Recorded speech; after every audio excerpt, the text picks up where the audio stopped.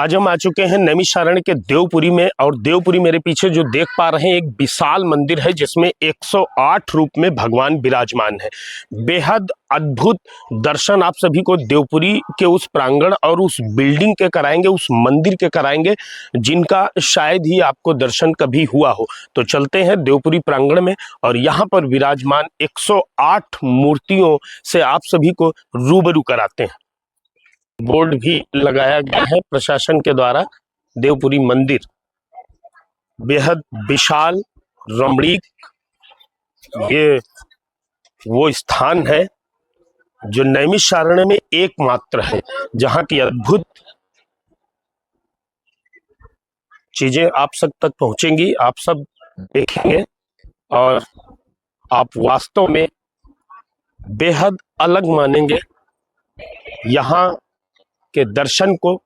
और यहाँ की मैं देवपुरी मंदिर के प्रांगण में आ गया हूँ और यहाँ पर सभी भक्तों को दर्शन कराने का प्रयास करता हूँ। मेरे साथ में गुरु जी है, गुरु जी से चर्चा भी होगी कि गुरु जी, देवपुरी बेहद प्राचीन मंदिर है और नैमिषारण्य का सबसे विशाल मंदिर है।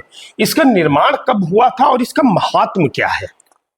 भैया ये ऐसा है, पूज्य गुरुदेव वान परम वंदनीय आद्य जगदाचार्य स्वामी नारदन सरस्वती महाराज ने यहाँ जब अपने स्वामी विवेकानंद जी को दंड दीक्षा ग्रहण करवाया तो यहाँ पर 108 कुंडी महायज्ञ की करवाई 1965 में।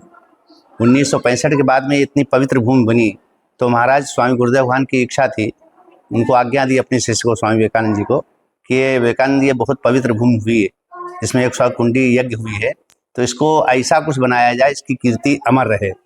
तो उनकी आज्ञा से प्रेरित होकर के पूज्य स्वामी विवेकानंद सरस्वती महाराज ने ये 108 मंदिर के रूप इसमें मूर्त रूप दिया, जिसकी स्थापना अपने गुरुदेव वान के कर कमलों से बसंत पंचमी 1973 में इसकी शिलान्यास करवाया, देहरी रखवाई।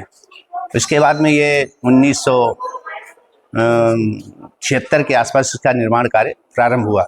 1986 में मंदिरों की स्थापना पूर्ण कराई। मंदिर में तो अभी बहुत कुछ बनना है, उनका बहुत योजना थी, एक्सीडेंट करनाल में नहीं रहे तो मूर्ति रूप नहीं दे पाए, लेकिन लगभग पूरा तैयार हो गया है। तो इसमें 108 मंदिरों का भव्य रूप दर्शन किया है। मूर्तियां कुल 113 हैं। तो इसमें पहले खंड में भगवान विष्णु के दर्शन कक्ष रखा गया। प्रथम खंड में भगवान विष्णु के 24 अवतारों का विग्रह के दर्शन करवाए गए। दूसरे खंड में मुख्य जो प्रमुख देवियां हैं सारी जितनी, तो उनके दर्शन किए। चौथे पीछे इसी खंड में नवग्रह जो मंडल है उसकी स्थापना करवाई। फिर तीसरे में और अन्य जो जगन्नाथ स्वामी हैं और मूर्तियां जितनी हैं बहुत बड़े बड़े देवता लोग, तो उनकी स्थापना करें। इस प्रकार 3 खंडों में 108 मूर्तियों का भव्य चित्रण करवाया। इसके बाद में प्रथम तल पे राम भगवान का, दूसरे दर्शन कक्ष में सत्संग कक्ष में राधा कृष्ण मंदिर की स्थापना हुई। तीसरे ध्यान कक्ष में विराट भगवान का दर्शन है। चौथे में ध्यान कक्ष में भगवान शंकर का कैलाश पर्वत के समान दर्शन है। चौथे में अपने गुरु जी की स्थापना 5वीं करवाई।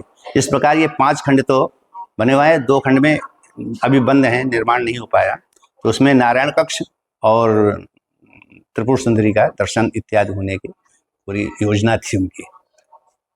तो ये तो भूमिका रही। अब यहाँ कब कब लोग आते हैं? जब भक्त अधिक संख्या में यहाँ आते हो, वो कौन सा ऐसा समय होता है, वो कौन सा पर्व और त्योहार होता है? देखिए ऐसा है, आश्रम की दृष्टि जो वार्षिक उत्सव होता है तो फाल्गुन की जो पूर्णिमा होती है, फाल्गुन की अमावस्या होती है, उसमें इससे 15 दिन पहले यहाँ उत्सव होता है।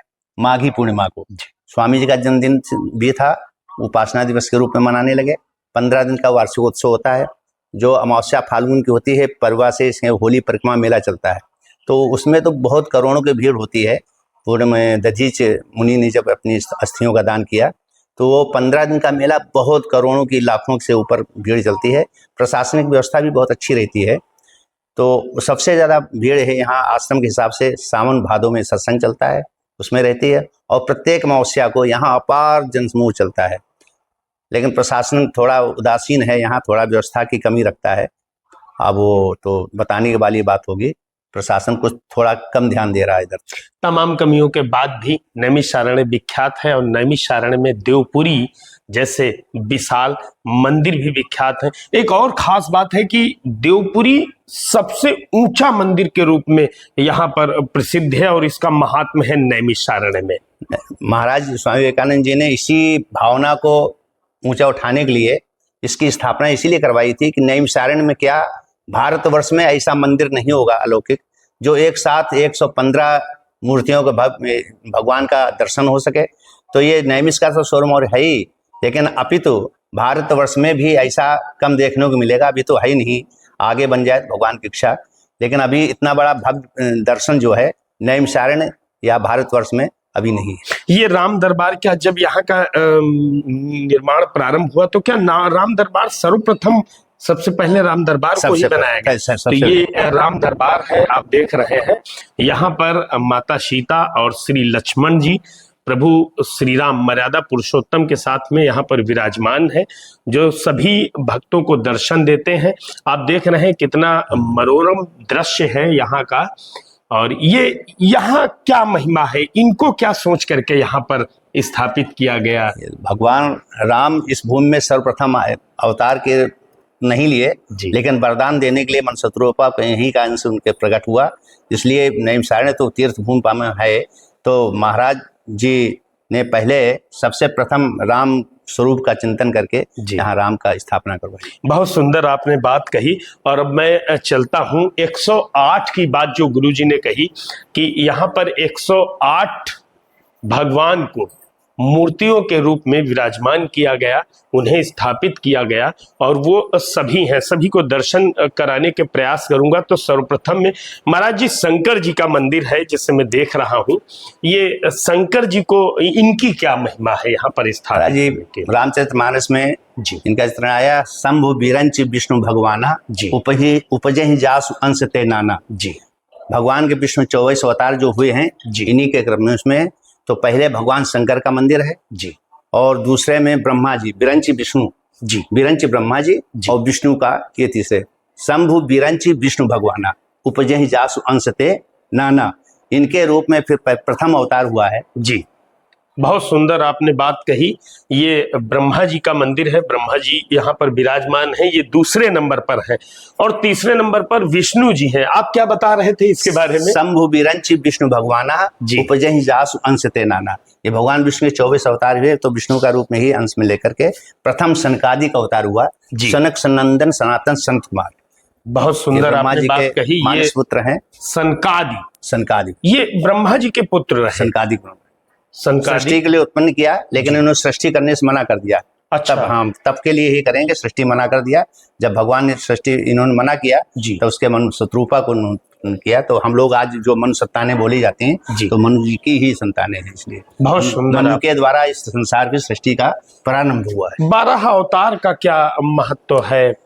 यहाँ पर 12 अवतार रूप में भगवान विराजमान है। ये 12 अवतार है। जब हिरण्याक्ष जो है अपनी पृथ्वी को ले गया था अंदर, तो भगवान विष्णु ने अवतार लेकर के 12 का मतलब सूकर, अब जमीन में घुसकर कीचड़ में पानी में चलता रहता है, इसलिए भगवान ने सूकर का अवतार लिया ताकि जमीन तो और कोई घुस नहीं सकता पाताल में पानी में। भगवान ने विष्णु का अवतार धर करके बराह के रूप में पृथ्वी को ऊपर लाए। बहुत सुंदर बात कही। श्री नारद अवतार जो है, नारद जी तो बहुत प्रथम पत्रकार भी रहे हैं। नारद जी के तो कुछ होनी सृष्टि नहीं। नारद जी के बारे में पूरी नारद जी को पूरा विष्णु जी को खबर देना पूरी संसार की, मृतलोक की, वैकुंठ की, है ना। तो नारद जी के तो है ही तो हम लोग अब पत्रकारिता करते हैं, लेकिन जब से सृष्टि की रचना हुई नारद जी तभी से पत्रकार थे। इसके साथ में श्री हंस अवतार है। हंस अवतार का क्या महत्व? हंस जब ब्रह्मा जी इन्होंने उपदेश दिया है गौर पांडवों को, तो इनके हंसा अवतार लेकर के उनको परीक्षा के रूप में लेकर के उनको उपदेश दिया है। तो ये हंस भगवान है। और इनके साथ में श्री हयग्रीव अवतार, इसमें ये मैं पहली बार देख रहा हूँ। जब हयग्रीव अवतार ऐसा हुआ कि देवासुर संग्राम में जब दशरथ जी ने युद्ध किया है तो इनको लड़ते लड़ते नींद आ गई भगवान विष्णु को, बहुत थक गए थे तो उन्होंने धनुष की प्रत्यंचा चढ़ा करके थोड़ा अटीक हो गए, मतलब उसके सहारे से युद्ध मैदान में खड़े हो गए। उनको खड़े होकर नींद आ गई, इतना थक चुके थे। तो थक कर भगवान, अब ब्रह्मा जी ने प्रार्थना करी, महाराज ये क्या हो गया? तो विष्णु जी को नींद आ गई, जगाए कौन? तो सब देवता ब्रह्मा जी के पास, ब्रह्मा ने दीमक का निर्माण किया। तो वो कृमि, जिसको संस्कृत में कृमि बोलते हैं उसको, तो उसको जब निर्माण किया तो उसको भेजा, उसने अच्छा सोचने के लिए उन्होंने किया, लेकिन वो जब दीमक गई जी तो दीमक ने प्रत्यंचा की डोर को खा लिया। जी अब धनुष चढ़ा हुआ था जी क्योंकि तो धनुष सीधा हुआ तो इनका सिर जो है भगवान विष्णु का ऊपर आकाश में चला, त्राही त्राही हो गई। तो भगवान ने हयग्रीव का रूप वहां वाह क्या सुंदर है ये